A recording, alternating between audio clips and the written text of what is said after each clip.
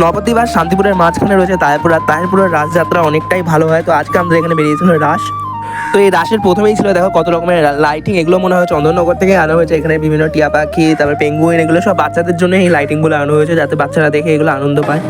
আর সেই সঙ্গে এখানে দেখো মানুষদেরও সাজানো হয়। তো এখানটা বিভিন্ন ধরনের সাজানো হয়েছিল, বিভিন্ন ঘটনার প্রতিচ্ছবি এখানে তুলে ধরা হয়েছে ওদের সাজানোর মাধ্যমে।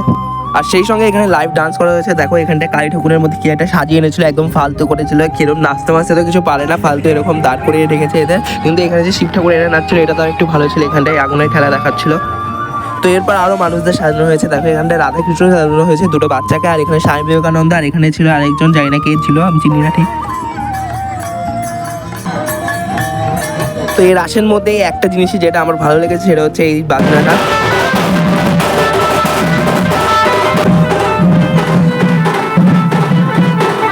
তো আর তারপর এখানে দেখো বিভিন্ন ধরনের আরো সাজানো ছিল।